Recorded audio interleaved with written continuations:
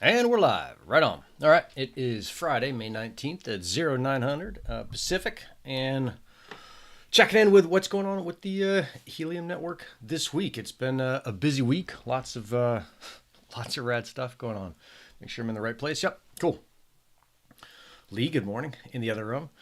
Let's see. So big stuff this week was HIP 69 got implemented, and that was the location reassert fee is $5. So I think that was John Mack did the pushing on that one, or most of the pushing on that one. So a little bit cheaper to move your hotspots around. I think it was already 50% off for the Solana migration. So I'm not sure if right now that was an enormous change, for now, but long term, I think that's the big thing. And then what else have I got that I saw over in announcements? This is kind of a bigger one. Is some of the makers aren't updating their apps or their onboarding or anything, onboarding fees or anything. So if you've got a maker that's not doing that, the best thing to do is to reach out to them and ask them what is going on.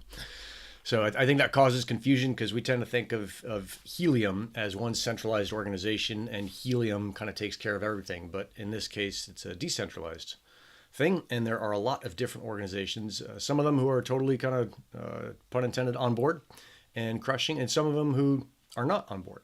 Some of them were just smaller companies that hustled to make hotspots and kind of jump into the craziness of, what was it, summer 2021, spring 2021. And now they're like, man, this is not going to make business sense, and they're not going to support it. So yeah, not going to work out for some folks. The Helium Wallet app 2.0.8 was released, so that is out. So if you're a Helium Wallet apper, you may notice some of those updates. I think the big ones were, what was it? The preview transaction simulation is what it's called, is a little bit better, and the rewards claiming issue, especially if you had a ton of hotspots. So that's the big news this week. What's up, Jay? Gregory, what's going on? Chad, is you? It's either Bobby or Charles. I don't know how many people are on your account, but someone was supposed to come on today and talk about the stolen bike thing, because apparently one of you guys had your bike stolen and recovered it with Helium. I know we were talking about it last week in the chat, but you had wanted to come on and talk a little bit more about it. So that's open to you. You got the link if you want to come on. Just make sure you're using Chrome. This thing that I'm using, Ecamm Live, doesn't like anything but Chrome. Michael, what's going on, dog? Michael Batters, hey, since you're here, I think this is a reasonable time to talk a little bit. Oh, it's Bobby. Talk a little bit about where kind of Helium will go. And this is going to get a little bit geeky. So if you're not that geeky type, you may tune out a little bit on this one, but that's fine. We're going to talk about LNS's Helium console. So for the longest time, Helium, initially Helium Inc., and then Helium Foundation, managed Helium console. So if you've ever used any sensor on Helium, you've probably used Helium console, because you went in there, you had to add your sensor to it, to console, and then you had to create what's called a flow. So you had the sensor, you had the decoder. So the sensor sends out information. That information is basically raw data. The decoder would decode it. Every sensor has its own decoder. Some sensors will share decoders if they're pretty similar. But in any event, so it goes sensor, decoder, and then it goes to integration. And that is the thing where you see the actual values of the data. So you see that it's 79 degrees, or the pressure is 1,000, millimeters of mercury, or millibars, or whatever it is, how many cars, pass by, how many people pass by. And that all happened based on the Helium router, and this is a little bit confused in my head, so it may end up being confused in your head, which is also the console. So the sensors would send their radio waves out into the ether. Those radio waves would get picked up by hotspots. Hotspots would then connect into Helium console, which was the big router, in the sense that it would route packets. It would say, hey, I got a packet, who's paid for this packet. They would figure out that you were the one who had paid for the packet so that you could see your sensor data, and then it would route it through the flow that you had set up. So from your sensor through the decoder to the eventual integration. All right. And in my case, excuse me, almost all of my integrations are on Uplink Engine, which you guys have seen. That is, it will be very familiar to some of you. That's the same guy who did Helium Vision. So that kind of look and feel from Helium Vision is carrying over, although it is getting a little bit further away. Jeez, I got a frog in my throat. getting a little bit further away, but still kind of recognizable. And then that is where you would see all of your data. So that's how it used to work, and in fact that's still how it works, and probably how it will continue to work up until, I'm going to guess, end of this year. So by the end of 2023, Helium Console will be gone, and that is important for a couple reasons. Iker Herman, what's going on, man? It's important for a couple reasons. So it used to be that you could have 10 devices on there for free. All you did was pay the data credit cost. And Helium Foundation eventually was the one who was absorbing that. Now, here's where kind of Gristle King comes a little bit into the story, as well as Disc 91 Paul. And Paul is the French guy that comes on here with a thick accent, super, super knowledgeable. France is holiday vacation this weekend, so he's not coming on this time. But what I am doing is I am having Paul run, I think it's called an instance of ChirpStack, which is a different LNS. It's not Helium Console. To get off of Helium Console, because I know it's going to go away. So even though Helium Console is free for now, that service will not be free forever. It's hugely expensive for Helium Foundation to run that. And now they're saying, hey, we're going to shut that down. You're going to have to figure out something else. So for those of you, let me mute here for a second. For those of you who are planning on using the Helium network long term, you're going to have to find a solution to route your data. Now, you could run your own LNS. You could run your own instance of ChirpStack, which is what Paul is doing. You can also do what I'm doing, which is I'm paying Paul to run an instance of ChirpStack on a different website. Now, if you've been following along with the kind of Gristle King journey, you know that a while ago I started up a little thing called Medio Scientific. Thank you, Lee. Lee brought me a water. I started up a little kind of display business, is how I think of it, called Medio Scientific. And Medio Scientific, the intent there was to say, hey, this is a little bit separate than Gristle King. At the height of, this is kind of going into some background stuff, at the height of Helium, or really when I started the Gristle King consulting and kind of public-facing piece of it, I was like, I'm going to name this thing something so crazy that it's funny for me every time someone has to write a check to it because it's a crazy name. And that was Gristle King, and there's a little story behind that. But as we move forward and we go into something that is kind of frankly a little bit more professional, I was like, okay, I need a name that is a little bit blander, a little bit more professional, that people don't have kind of raise their eyebrow writing a check to. And so I started this thing, Medio Scientific, and that was in part to make it this kind of public facing thing. And also for you guys to see, as you kind of followed along, how do you build and grow a business using Helium, using the Helium sensor network. And really when I'm saying Helium, I'm focusing on IoT. So this is almost entirely ignoring mobile. So Medio Scientific exists. You can go to medioscientific.com. Medio is the kind of short word for weather, and then scientific seems super bland. So medioscientific.com is out there. There's a couple blog posts on there. Early on, I had ChatGPT write them. When ChatGPT first kind of popped on the scene, I was like, oh, this is cool. Let me see if I can stand up a website and, write 6 blog articles on super geeky stuff. And it did that. Those are mostly, here comes Bobby. And I'll continue this conversation in a second. Hang on a second, Bobby. I'll get you on here. Oh, you're out walking around. There we go. You're not Daniel. This is going to take me a second. Cool. All right. I know you wanted to tell the story of your bike thing. There we go. All right. The man, the myth, the legend. Cool. Can you guys hear me okay? I can, yeah. Yep. Good. Okay. Yeah. So, tell us what happened with the stolen bike. Anyway, I just wanted to share the story of my stolen e-bike. Yep. Which happened on May 9th at the local library. I was in there actually making copies for flyers to hand out for hosts. Okay. To put in mailboxes. And while I was in there, I went to the restroom for a little bit. I was only in there maybe 30, 40 minutes. Sure. And I come out, my $2,600 e-bike is gone. And it was ballsy because it was like 10 o'clock in the morning. I had a $150 kryptonite lock, which was, the guy used an angle grinder and just sawed it right off. Yep. And he was a professional bike thief. Lucky for me, I had a Telematics Guru tracker, which I had gotten through Community Fi. Okay. Which is an outstanding tracker. It's a very heavy industrial tracker. Yep. And I did something which proved to be very important. Everyone laughs about this in Discord. I gorilla taped it to the kickstand really good. Okay. because Gorilla Tape is a lot tougher than duct tape. It takes a little work to get through it. All right. And then I Gorilla Taped it to the kickstand. Then I used tie strapped around it. Then I Gorilla Tape more.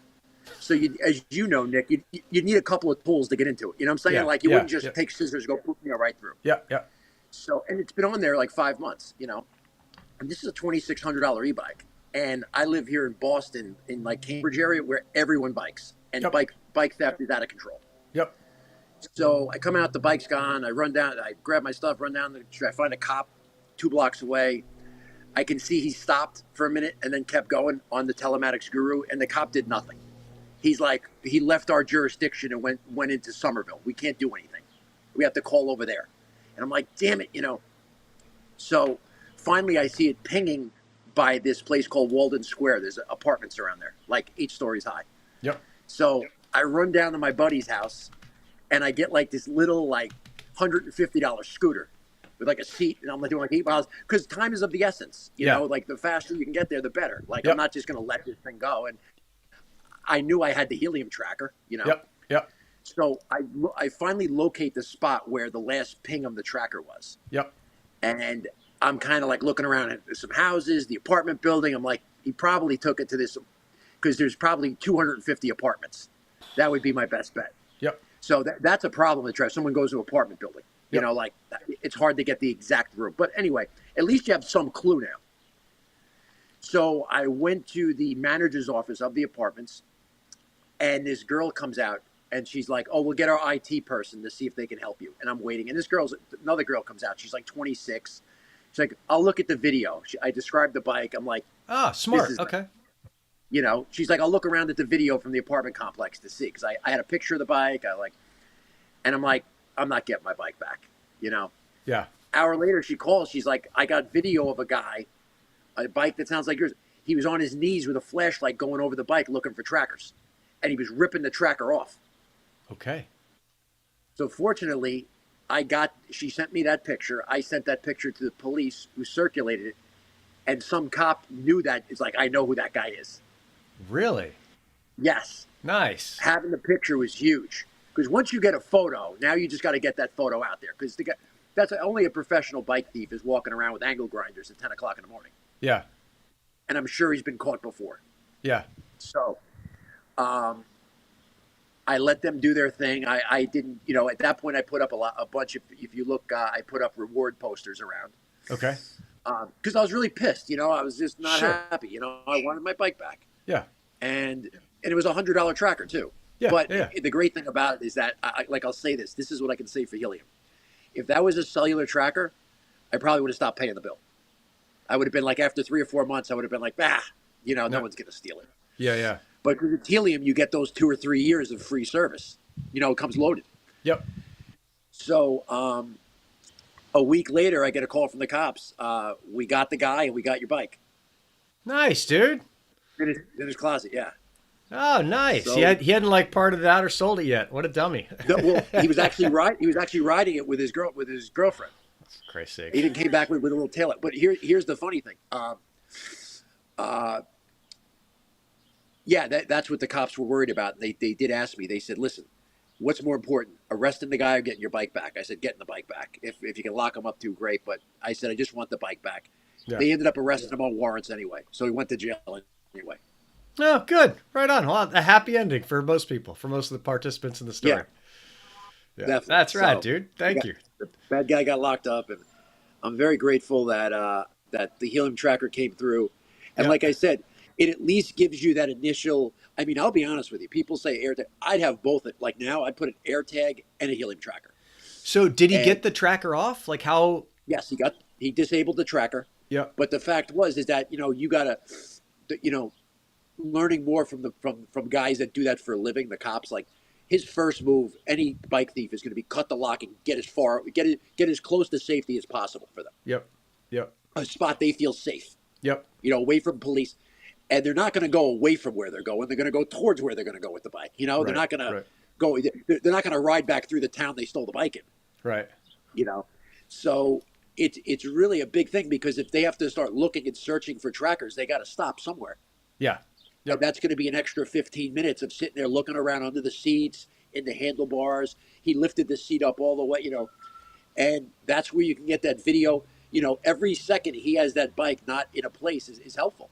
Yeah, that it's out in public. Oh yeah.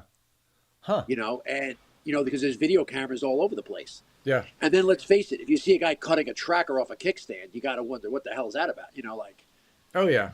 Yeah, I you mean, it know, makes me think like, oh, if I was a bike thief, I'd level up my game. I'd have a little spot that didn't have video on it, and I'd be wearing a mask and cruising around.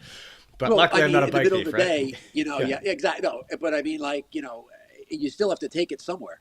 Yeah. Yeah. And there's a chance someone could see you. Oh It yeah. just gives you like I spoke to a couple of my buddies and I was like, what if I didn't have the tracker? They were like, you just know some guy in Boston stole your bike.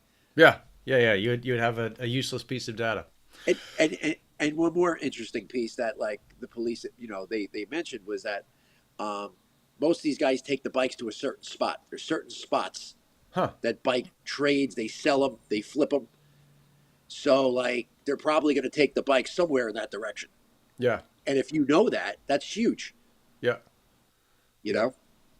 Oh, that's cool. Well, hopefully, Helium sees this and they get all fired up on it. But I know that you were psyched on it. I'm glad you got your bike back, man. That's cool. Oh, I'm so grateful, and thank you so much, Nick, for having me on, brother. Yeah. Heck yeah. Thanks for coming on. We'll see you later, buddy. See you later, buddy. Thank you so All right. much. Bye bye. Yep. Ciao, ciao. All right. Nice. Nice. Always good to hear a story of helium crushing. Um, yeah, Travis, Travis, that's a cool battery powered angle grinder.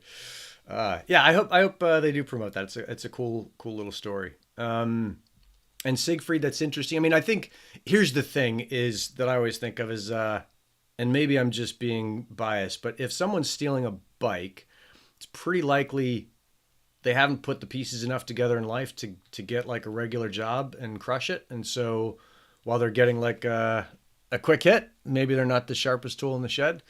And so you get like the real danger is that you get some engineer going around stealing bikes because that guy's going to figure it out. He's going to walk up with the, a backpack full of gear and figure out like even before he takes the bike, if there's a tracker, he's going to put his jammer on, jam the tracker. There's plenty of YouTube videos on how to do this stuff. Whip out his little angle grinder, zip off, and then go somewhere where he doesn't have any video cameras that he's well, I don't want to tell a bike thief how to be a better thief, but yeah, there are certainly ways to level up that game. So good to see that Bobby got his bike back.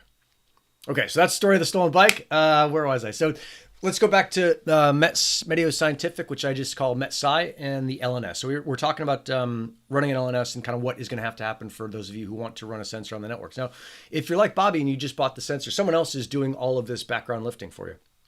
And what you're seeing is what I think the developers call the front end. But there is the back end. There is a kind of routing of packets, just making sure that you're paying for the packets and all of the. Look at all you potentially great thieves on here with your Faraday blankets. And Iker, I haven't heard anything from Soren. Actually, the last I heard from him, I invited him out to the Helium House thing that we did or not the Helium House, the Helium in the Wild thing we did in London. And he said, I'm over helium. That has become a huge pain in the ass. I'm done with it. So yeah, he's out. Okay, so for this LNS thing, what is going to happen is either you are going to have to run your own ChirpStack instance, which is going to cost you some money. You're going to have to figure out how to do it on a server, whether that server's in the cloud or on your computer at home. If you're pretty geeky, it seems totally doable. I know Grey Hat Guy has done it. I'm guessing Michael Batters, you've kind of sorted it out. Travis, you probably have it squared away. And I looked at doing a ChirpStack setup on a Raspberry Pi that I have, and it was too much learning for the time that I had. And so I reached out to Paul, to Disk91, and you can find him on disk91.com. I think he's also got, he's going to kill me for not knowing this. It's like IoT-EU or IoT-tracker.eu. Shit, I'll have to figure out the website and I'll put it in the description eventually. Where you can pay him to set up an instance of ChirpStack for you. So you pay him a monthly fee. It is not particularly cheap. So just kind of know this going off the bat that what used to be free is not going to be free anymore, and it's not going to be super cheap either. And you'll also see, if you go into doing this for yourself, that Helium Foundation was paying a fucking boatload of money to run this for free for all of us. So cool they did it, but I can totally see why they're not doing it anymore. And it ends up needing to be this way in order for the market to be kind of healthy and not be propped up by kind of a bunch of free stuff. So I'm paying Paul a fee to run this thing for me. And then there is a data credit fee that I end up, to offset my cost, that I'm obligated to pass on. And as a business, I'm going to pass on to the folks who use it. So if you want to use the Medio Scientific console, which is the ChirpStack instance, it's going to cost you 10 times a data credit. So whatever the data credit costs right now, it's 10x that. So instead of a 10,000th of a dollar, it's 1,000th of a dollar per data credit. Now you can find better pricing. I think Paul actually offers better pricing for his side because he's the one that kind of figured out all the software. But I think that is going to be, in general, the bottom of the pricing standard for most people. So, TTI is not cheap. Amish Gnome. Okay, I haven't looked. And is TTI, forgive my ignorance, is TTI the same as TTN? I'm imagining it's close. And then Gregory Patine. And so let me pay attention to the comments for a second. Sorry, guys. Okay, ill peripherals. Travis, doesn't have to be ChirpStack. No, it doesn't have to be ChirpStack. I think ChirpStack it was the easiest thing for me. And I looked, here's how I made my decision, is I looked around for folks who knew how to do this. I didn't know that many. Grey Hat Guy has run a ChirpStack instance on a little Pi that I've got. But he also said it was kind of a pain in the ass. He had a couple Docker things going, and it was like, I don't want to ask him to do free work for me. Because that guy is a wizard. He should get paid for his work. So I wanted to find someone where I could pay someone to run this service. I could be as hands-on as I could, but also not have to kind of retrain as a LNS engineer, which I don't want to do. So that's how I found, and I knew, Paul, because he comes on here all the time. I was like, oh, cool. Let's do some cross-promotion stuff. Let me help you figure out running folks to your business. So if you're running a bigger business and you want to do this on your own, reach out to Paul. Run something direct with him. And you'll figure out the pricing that you've got with him. I'm sure it'd be pretty similar to the pricing that'll require you to pass on. And I think he's got options where if you want to charge less per DC, you have to get a software license for him, and he doesn't run it. But you can figure that out with him, or you can just go direct with his service, or you can go if you want to support this thing. And funnily enough, someone was asking me the other day, like, hey, what do you get paid to run State of the Network? I was like, nothing. I just do this for free. This is like a fun thing for me to do and to talk to people in the Helium world and to share what I'm learning. I'm super connected to all these people across the space, across the deep in space as well. So there's, I don't get paid anything for doing this. I think Helium Foundation has got a slot. I produce some content for them. So if they want to come on this, they can, but there's no payment here. So it's all stuff that's running off my own dime. It's like, I don't think, I could be wrong here. I don't think that Gristle King is going to create a giant Helium service, although maybe I'm wrong, and I'm open to being wrong on that. That'd be great. That'd be a great thing to be wrong about. So if you wanted to run your devices and you want to support the GK kind of channel, and you want more than just being like a YouTube sponsor or whatever it is that you get when you throw like super chat $5 or whatever, like I don't even know how that works. Whatever it is, you want something back for your money. That would be a great way to do that. And right now, when this thing is going, I wonder if I should do this. I think you can sign up. It's still going to be janky. Let me hold off on giving you the link to it. I'll put up a separate video with kind of how to do it and how to sign up if you want to do that. But then you could do that, and then your cost is whatever 10x the cost of a DC. So I think Siegfried put in there, it's 1/100,000th of a dollar. It might be 100,000th of a dollar. Maybe I'm thinking it's a 10,000th of a penny. But whatever it is, it's 10x the price to use it on the Medio Scientific. So that's that. And I think right now, if you find the link, you can sign up. I don't think I've closed it off yet, but let me make sure it's squared away before I put that out kind of more publicly. Okay. All right, Iker Herman, I'm catching up on the chat now. That's why I'm kind of looking down and reading that. So Iker Herman, you figured out, I think you're talking about onboarding the 3 gateways and making money with HNT. Yep. Oh, you're on Crank. Okay. Yep. I think we might have Crank on the DPIN state. I want to keep that open to everybody. I don't want there to be a gate on that. I'm having a hard time understanding what they're doing that's different than Helium that's adding extra value, but I'm seeing clearly some of you guys are super psyched on it because I see plenty of folks fired up on the internet. So It could be a case of there's something I'm missing. I do it for all the legs. Yeah, I do it for all the legs, Siegfried. All of them. Let's see, count them up. We got 12 of them on this show. There's fucking 21 people watching. Hit the thumbs up and see if you can do some more like stuff. And Siegfried's giving me the millicent thing. Ooh, a millicent. That'd be some funny marketing stuff. I'm going to charge you a millicent. What's the like a microcent? And have like Millicent the accountant. Yeah, so back to the LNS thing. What will happen eventually for me and probably for a bunch of other businesses is they will have something like this where you'll end up paying to use Helium, which is how it's going to be. Now the LNS side, it may end up being, and thank you guys for the likes. It may end up being rolled into the end app that you use. So if for example you wanted to run a soil moisture sensor on Meteo Scientific and you're like, hey, I don't want to do any of the back end stuff.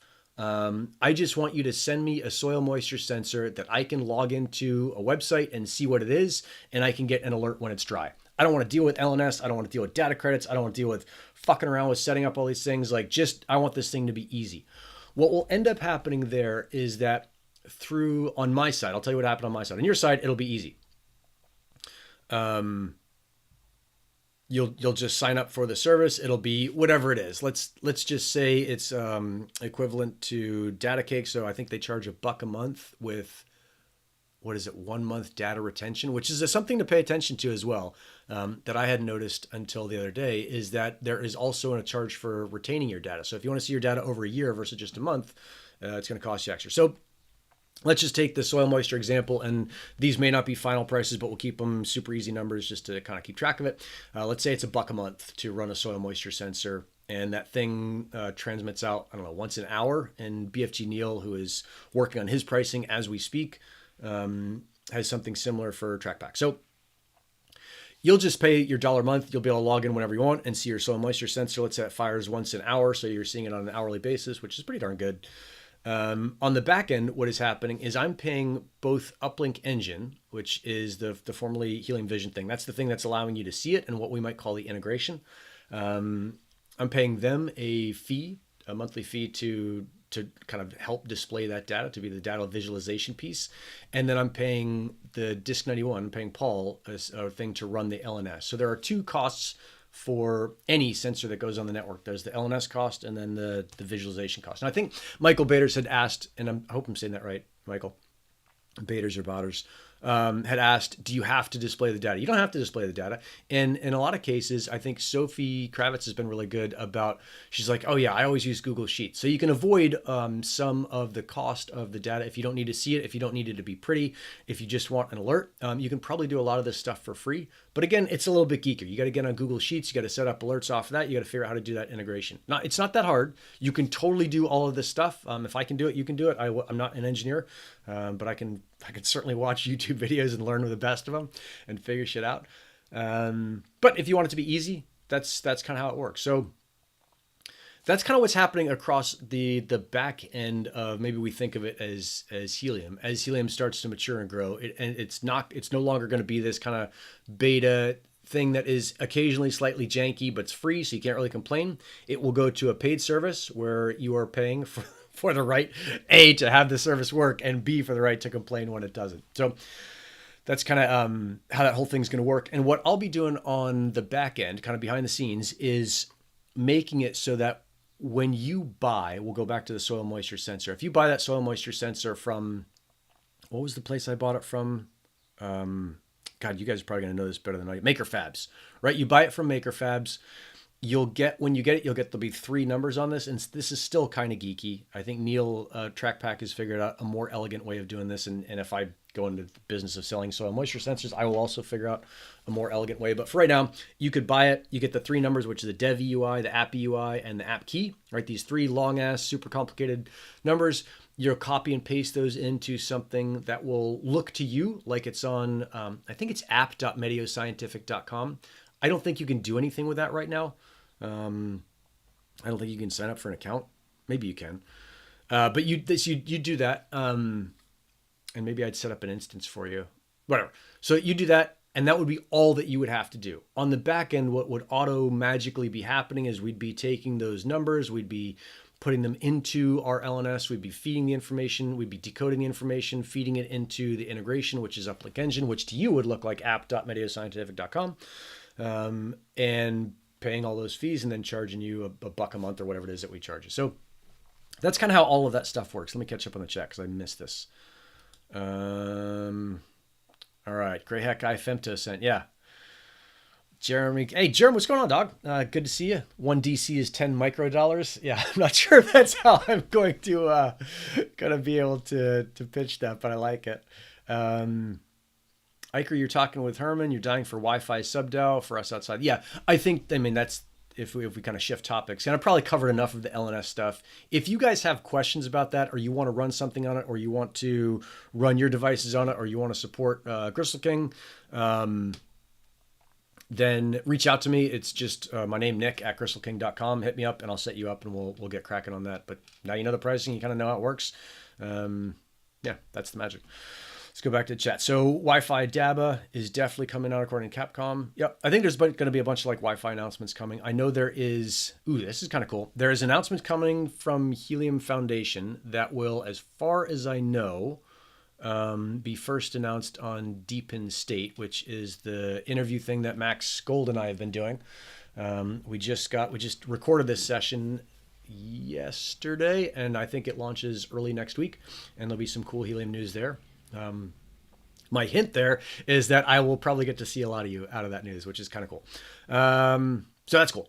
But there's going to be a bunch of these Wi-Fi sub-DAOs launching. The other interesting thing is if we broaden out our perspective beyond just Helium, and this show is State of the Network, is State of kind of the Helium Network, and for a while I was branching out more into Deepin and then pushed that into its own show, into the Deep in State show. But I think what we're seeing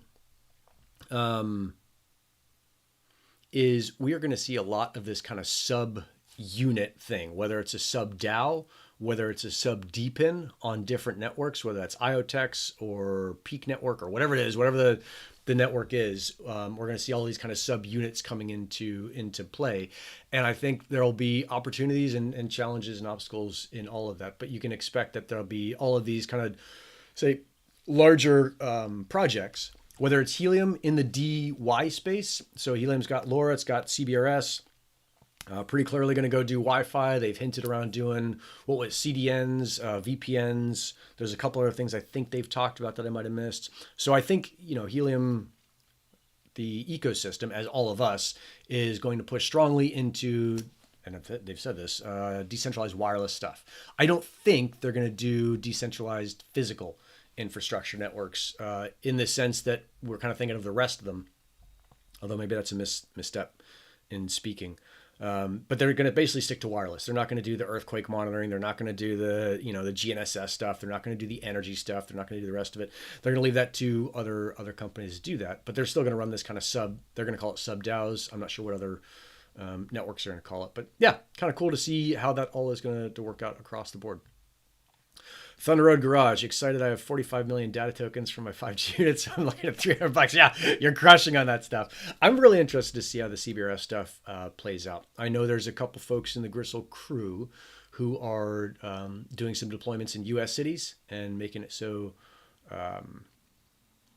it's just easier to get coverage across the city. They're kind of coordinating efforts, and that's been cool to see in the Gristle crew. The other thing, and I'll make a pitch for Gristle crew if you haven't joined up yet. It's still pretty small, so I can kind of give fairly individual attention to everyone there. That will last as long as it stays small enough for me to do that. At some point, it'll be a little bit bigger. But Gristle crew members get the early, they get access to the Deep in State videos while we're shooting them. So they get kind of a 3-day head start, depending on how long it takes us to get them out.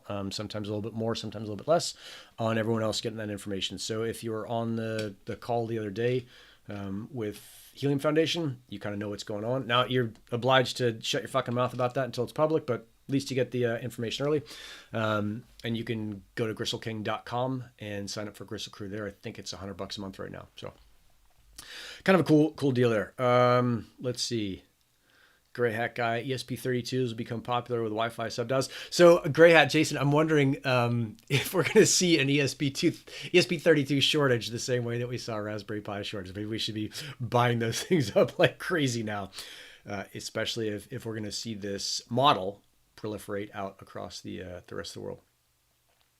Iker Herman, they should do Powerline. I don't know what Powerline 4 is. Oh, they should do for poor countries. Oh, Powerline for poor countries. Got it. Yeah, I think. Well, there's going to be the energy stuff is going to roll out pretty quickly. The Anode Labs guys, I think when they announce what they're doing, we'll see that roll out. Although the uncertainty there is how fast that's going to get outside of the U.S. and whether or not a non-U.S. company is going to attack that as well. And I expect that's going to happen too. So, yeah, I think that's the helium news that I had. I haven't been, I mean, let's see. So some stuff that I'm going to have to do on my side that I think it's interesting to me and maybe for some of you, because I know some of you are pretty geeky, is I'm going to have to, actually this is relevant, all the devices that I had on Helium console, in order to get them over to the new Meteo Scientific console, the ChirpStack one, is I have to do rejoins on them. And if I'm understanding that right, that means that I have to power cycle them. And I pull them off Helium. I think my order of operations is I pull them off Helium console, I turn them off, I put all the Dev UI, App UI, App Key into Meteo Scientific console, and then I turn the devices on, probably one by one just to check them all. And now they're on MetSci. And that is because the OUI, the Organizational Unit Identifier, which is the thing that I bought and I've talked about on the show a while ago, just kind of like, I thought it was going to be important. I don't think it was as important as I thought it was going to be, but it allows me to do this to run my own console. I think you need one to run your own console. The OUI changes. Now, if the OUI doesn't change, if you were running your thing with Disk 91 before and he was running it on Helium console for you, it's a really easy transition because it's just going from one console to another and it's staying in the same OUI. If it's changing OUIs, then you have to do a rejoin. So, which makes sense. You got to basically release one OUI and join another's. So. Yeah, so I've got a bunch of devices that is kind of the rest of my Friday. Once this show is over, is I'm going to dive into ChirpStack. I'll shoot a video on that, on kind of how I'm doing that and how you can do that. I'll write a blog post on it because I know people learn in different ways, and then I'll start cycling through all of my devices that are currently on Helium console, and get them over to ChirpStack, and then do some videos on how I'm doing that. So, yeah. Let's see. You guys are talking about Wi-Fi. Michael, good to have you back. Wi-Fi should be okay. It's not being rushed. Yeah. Yeah, be sure to kill it from console before powering on. Yeah. Yeah, I think, so I'm just reading Gray Hat stuff. Maybe I'll put these things up on the broadcast and I'll make my picture smaller so that we can all be looking at the same thing and you guys aren't trying to guess what it is that I'm looking at. Okay. So we're talking about the, and remember, this thing is, I think it's like 30 seconds behind what you guys are seeing, or maybe the chat is 30 seconds behind this, but there's an offset, so there's a delay. So we're talking about moving devices from one console to another. Yep, I'll figure out my order of operations. I'll put that in a blog post, and maybe I'll also put that in the GK server so that you guys can see what's going on. And that will be pretty cool. Let's see. Everybody's going to want to go solo. I think you're talking about, Iker, you're talking about Wi-Fi, right? But I don't understand why that is. Let's see. We can talk about this, Bobby. I know you're always into the token stuff. You know that I'm not that into that stuff, but I know this is important for a lot of people, and this is what got a lot of people, including myself, into Helium, at least in part, is the token stuff. I have zero concerns about the halving in August. I think all of that stuff, it's priced in. So everybody knows it's coming. It's known news. I don't think it matters. And the token is so divisible that who cares if it halves? It makes sense in general. One thing I thought was interesting, I was listening to this cool podcast the other day, and they were talking about macroeconomic markets. And the lady who was being interviewed, they're discussing, she's I think the current CEO of Bridgewater, which is a giant trading investment firm. She's saying, look, the thing that's priced in that no one is talking about across the entire market is that America is the dominant player in the global market. And what we don't have is data on what happens if someone else is the global dominant player. So if China comes in and is a dominant player, how does that change the pricing? How does that change our understanding of the markets? And it's interesting to think of that being, a much bigger factor in all these prices. Like I'm way more interested in that, Bobby, in that kind of stuff, and like the big stuff that I think actually matters where we don't have an idea, than in the stuff where everybody knows the halving is coming. Halvings are no surprise. We've had a bunch of halvings across a bunch of different blockchains. You kind of know what's coming down the pipe. Maybe there's some arbitrage opportunities. There's some kind of fast first mover opportunities. Probably not, because it's so well known. So like all that stuff is priced in. So let's see. This is a good one, Michael. How do you feel about the Bobber app? I haven't used the Bobber app, but I've got 2 Bobcats that this guy sent me. I think I talked about it last time. And this is kind of another kind of cool Gristle Crew thing, is this dude reached out to me. He was a client from Helium from a year or 2 back, when I was doing all the consulting. And he's like, hey man, I bought a bunch of these hotspots. Turns out I'm not going to use them. I'm going to take them down to Goodwill and throw them away. Do you know anyone who wants them? I was like, well, before you throw them away, just send them out to me. I'll find a place for them. So I sent out a Freedom Fi, a CBRS, like one of the radios. I haven't even looked at it. And then a couple of Bobcats. And it turns out that the Gristle Crew guys who are building out that city with mobile, I was like, hey, let me just send you this Freedom Fi and the radio. I'm pretty sure that stuff is not free. I haven't looked at the pricing on that, but that's kind of a side benefit of the Gristle Crew, is that the stuff that I get, that I try and share that out and make that available to folks there. So how do I feel about the Bobber app? I don't know, Michael. I haven't used the thing yet, but I will onboard a Bobcat and figure it out, because I've heard that there are problems with that. And then I'll let you know. But I haven't looked at the app lately. Let's see. Let me catch up on the rest of it. Okay, paying hosts could become harder. I don't think so. There's actually, on Deep in State, we did an interview with Andrew Fisher over at Soul Splits, and I think paying hosts is going to be way easier with Soul Splits, so that'll be cool. Let's see. Okay, you guys are talking about Wi-Fi here. Is only HNT having, or IoT and mobile as well? Siegfried? I didn't know this. I would have thought it was HNT, but Siegfried is saying, and he usually knows what he's talking about, that all havings happen in sync. Okay, good to know. Good to know. Yeah, super cool. Everything's cut in half. Cool. All right, so you guys are all corroborating that. Yep. All right. And I think this thing like that all gets cut in half is like, yeah, but everybody knows it gets cut in half, so who cares? Yep, I think we actually saw a bunch of Helium mobile news this week. Max went out on behalf of Golden Hawks, the consultancy that I started up with him for Deepin projects. Picked up another client this week. Super excited about that. But he went out to Miami to moderate a panel with a bunch of Deepin folks. So Mike Horton was on that panel over at GeoDNet. Larry Pang from IoTex was on that panel. Alvaro from Borderless Capital, Alvaro Gracia from Borderless Capital was on that panel. And then they had a dude from OKX, Jason Lau, I think from OKX was on there. God, if I forgot someone, I'll feel terrible about it. Abai, of course. From Helium Foundation was on that panel.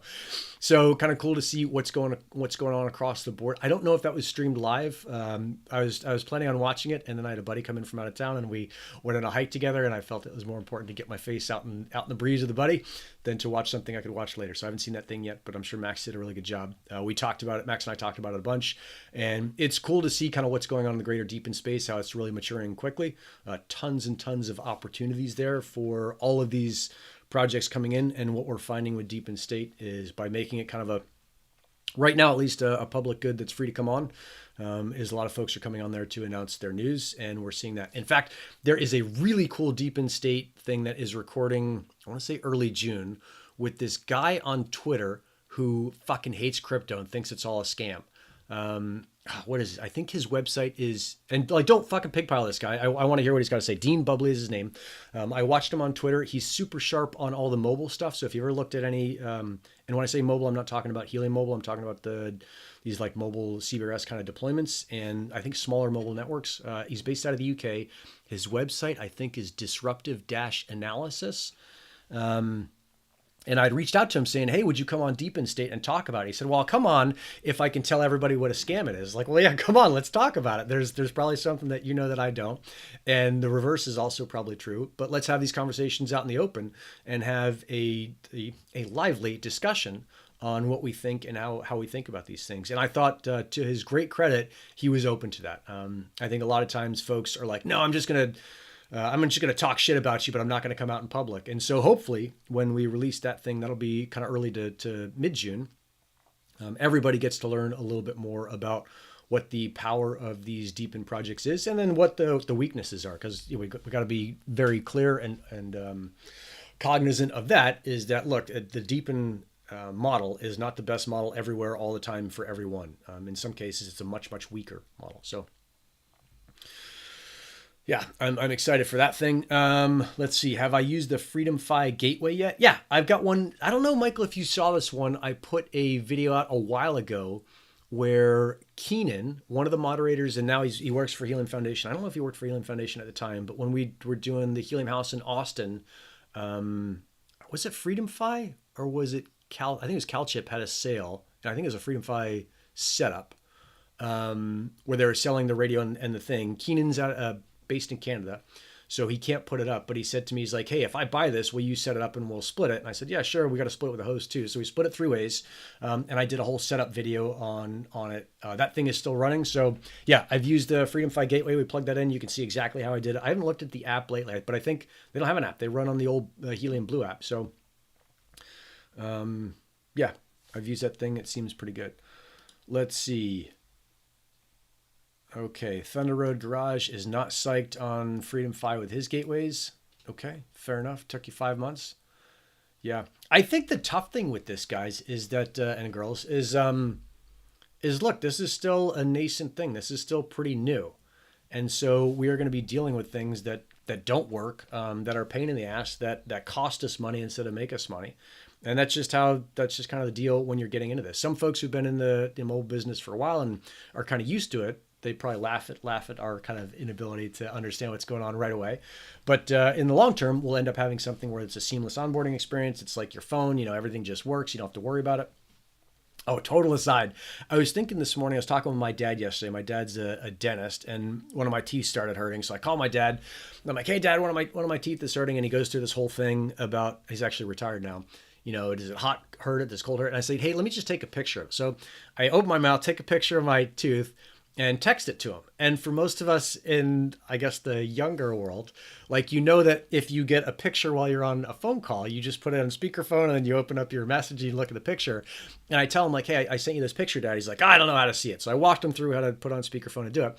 But I thought, and this is a total kind of left turn here, I'll come back to Helium in a second. I was like, oh, I bet there is a giant opportunity for someone to run a YouTube channel that is something like iPhones for old people. Where you're like, hey, here's how to use your iPhone beyond just using it as a phone. Because my dad just uses it as a phone, and he's fucking hilarious. He's, I don't know, 78 or something. He turns on the phone once a day. He checks his messages. He makes his phone calls, and then he turns it off. That's all he does with his iPhone. He doesn't surf the internet. He doesn't do anything. He barely checks his text messages. That's what he does. So I thought it was kind of a funny thing. All right, back to hey, Keenan, what's going on, dog? We were just talking about you. Were your ears burning? Let's see. Didn't that fall over? No, that I think you're talking about the 5G one set I set up. No, that didn't fall over. The one on my house fell over when I was in Miami for something else. That fell over. That had a bunch of pollen stuff on it, so you can blame pollen along. Just pile the blame on those guys. No, that was totally my fault. I put that stuff way too high and didn't guide enough. And so when I got back, I think it smashed a solar panel, and I put it back up, and I took all of the pollen stuff down because that project is not working. So I've got a couple of pollen dandelions. If anyone's got a good use for them, let me know. I know Jeremy Rawlinson was working on how to reuse them. I know XNet is working on how to reuse them, but it hasn't been something that has been super high on my list of things to do. It's way more important to me to kind of figure out this LNS stuff. All right, God, you guys got way ahead of me in the chat. Okay, you can dual mine Helium and Crank. Yeah. I would like to, and I'll get the Crank guys on. I talked to them. Max and I did an assessment of them early on. We couldn't see any difference between them and Helium. I think Iker, here's my current assessment of Crank is it's probably a quick opportunity to make a quick buck, but really you're relying on, and this is just my assessment right now, you're relying on the greater fool theory. You're relying on someone else to come on and buy your tokens who wants the quick and easy buck. But that train will stop at some point, and it won't stop as in like it's slowing down. It's like, hey, everybody get off the train. It'll just fucking zing off a cliff. Now, I could be wrong. Maybe they do a way better job of building out a global LoRaWAN network than Helium ever could, but I think that is a really, really high bar and very, very unlikely. But I could be wrong. Bobby, see you later. Okay. Great gate holder. You got 50 Freedom Fi gateways and not one has failed so far. Yeah, I think, we're going to have, here's the thing is you're going to have both ends of the spectrum. We're going to see like the barbell reports here, right? We're going to see this report on one side, like, I've got a billion of them and none of them failed. And then you're going to see the other side where it's like, yeah, I got one and I bought one and it failed. But yeah, that's just the deal. Okay, you had 2 that were bad out of 15. All right, so you guys can go back and forth in the chat and argue about whether or not they're good or not. But I think it's just good to have a couple data points. Yeah, and Grey Hat Guy is talking about my dad again, the portable answering machine. Totally, that's how he does it. Check my Discord DMs. Ooh, what's in my Discord DMs, Keenan? Should I check them right now? You're like, hey, send me more, because we split out mobiles. Ooh, there's a fancy thing coming my way. Maybe I will. Maybe, Keenan, what I'll use is that fancy thing the next time I go out and do an off-grid. I will use this fancy thing to support that. Yeah. All right. Haywood, I see you. I love the name. It's funny. I probably shouldn't say it on the interwebs. But yeah, that's a funny one. That's the old the intercom at the airport trick. Yeah, I'm just catching up on the chat. And Thunder Road and Great Gate Holder, yeah, you guys can go after. I don't give a fuck what you guys do and talk about as far as arguing over whether or not Freedom Fis are good or not. I think that's most of what's going on in Helium this week, right? We got the news that came out on announcements. We went through that at the top of the show. We talked about the LNS stuff and how that's going to work, and basically the cost to use Helium, I think, is going to go up in general about 10x over what it was. And that's because it costs money to support all that stuff. And Helium Foundation has been supporting that, and they are going to stop doing that. Now, there's no rush on changing over because I don't think they're going to phase that stuff out until third quarter of this year. And maybe I would just say, I would kind of pencil in, if you are a preparer, prepper, I would pencil in kind of September sometime. Just err on the side of safety. September 1st, there will no longer be access to Helium Console, and I'm just making this up. I haven't talked to the folks over at Foundation other than very broad strokes. And if you are a last minuter, I would say that you should plan on not having access to Helium Console after December 31st. Somewhere in between those two dates, it's going to turn off. So, yeah. Let's see. Thunder Road Garage. Everyone needs to get out there and get customers for these sensors. I've been selling tons of water and motion sensors for the network. Oh, cool. All right, Thunder Road, are you running your own LNS, and how are you providing that data to the customers? I'd love to have that. And if you want to come on and talk about that on this show, I would love to have you on, and we can kind of go through how a Helium business is being built. I think that's really important to do. And to be frank, I'm kind of half-assing it because I've got so many other things going. I'm running what I think was like a demonstration business. So for me, whether it makes money or not, it's always nice to make money. I typically don't say no to extra dollars, but it's not the thing that kind of makes most of my money. And I would rather do it as like a demo and help the Helium network grow than for right now, for me, it's not the sole thing I've got. But if it was, I'd be fucking hustling on it pretty hard. Let's see. Oh, thank you, Siegfried. Helium Mobile opened up beta for more phones. So I saw that they did the thing in Miami. I don't think they gave away phones because Max and I are always giving them a hard time about giving away their Sega phone. I don't think they gave away phones, but they've opened up the beta to more and more folks. It was $25 a month forever. So if you signed up for that deal, I think that deal is gone. And I don't know what the price is now, but maybe it's still that. But they opened up the beta for more phones. So if you want to try it out and you're running a Helium mobile phone, then give that a shot. Let's see. Ooh, what a name here. Poi0987Z. What Helium console to end completely? Yeah, it's going to go away, dude. Well, the Helium version, the one that Helium Foundation is running, the one that's been free to use for the last 2.5 years, that is going away. And so you'll have to find some other way to do it. Again, if you want to support Gristle King, you can do the Medio Scientific console, which I will have something up on that. Ooh, I better not promise a date, but sometime in the next week on how to do that if you want to run your devices on that. You can do it on Disk 91's thing. You can do it. I don't know. I don't actually know of any other console that is currently like kind of publicly available. I'm sure they're out there, and if you're running one and I can help promote you, let me know. But yeah, yep, that's gonna have to happen. Let's see. You're gonna have a few sacrificial IoTs to run console out until the last like I love the way you put things, man. That's so funny. They gave away free plans for a year. I think Great Gateholder, you're talking about mobile. Oh, that's right. They gave away the free plans. Remember at Miami? I don't know if you were there, but they gave away free plans for anyone who signed up. And I think my problem there was I signed up with my Gristle King email and not the email that's tied to my iPhone, so I couldn't use it. But it wasn't. I mean, fuck, it's not a huge thing. I've already got a phone that works. So, you've been getting them from Mary IoT, and they come with 2 years. Oh, smart. Okay, so you're just letting Mary IoT absorb that cost. That's pretty cool.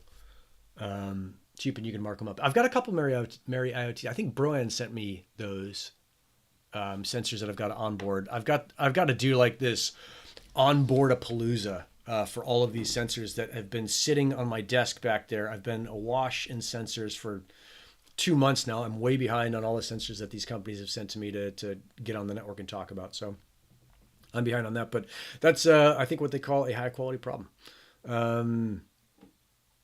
Oh, okay. So they also gave it out at Austin, and you were there.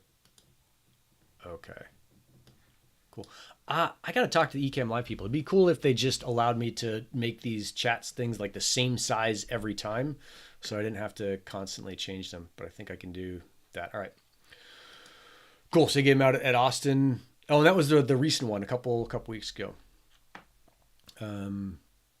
And Australia has LNS console wisdom. Yeah, I think there's that dude, who's it, Bones, right? Gray hat, who's been in the GK server talking about running an LNS. So yeah, I think those guys know what they're doing. They've been doing it for a while. And maybe we can do a special show, or we can just do the next show on like running an LNS, and I'll have a couple LNS runners. Maybe I'll have Paul come on, maybe Bones come on as well. And we'll do that stuff. Let's see. As we come up to the end of the show, I've got a couple asks for you. Number one, would you do me a favor and hit the, like button? If you want to subscribe and get notifications when I put videos live, please do that as well. It's always nice to grow this channel. It just makes it easier to get the word out. And one thing that I think has been kind of an Achilles heel of Helium and the team, and they're fixing that now. I think they've got a new head of communications, Brandon, who's probably going to do a way better job of this, is that it just helps get the word out about what's going on in Helium. So if you want your kind of one-stop shop to get information, this is a great show to do it. We always have good guests on, and you kind of go get what's going on. So by you liking, subscribing, sharing, doing all that stuff, it just helps more people learn about it. And honestly, it saves me a ton of time in explaining the same fucking thing 300 times to 300 people who email me. So really appreciate it if you can hit that like and share this thing. The next thing is, if you go over to the Deepen State channel right after the show, we are launching the next show. I think it's the Soul Splits interview that I just did. It's the EnviroBlock interview I just did. EnviroBlock is an IoTeX based project. They're doing a thing with the Pebble where you with this little device. You'll learn about it on that show. That's pretty cool. Would love to get folks over watching that thing too. And the format on that, those are 15, maybe like, I think the longest one we've done is 17 minutes, but those are much shorter shows with a single project focused on kind of one thing at a time. And would love to get you guys watching that, so you see what's going on outside of Helium. Helium is obviously the kind of godfather of the space and the big dog in it, but yeah, there are many other projects out there. Thunder Road Garage. Oh, you're talking about the Mary IoTs. Easy to install.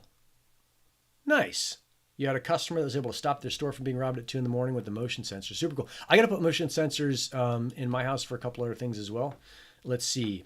Can you post the link to your console alternative?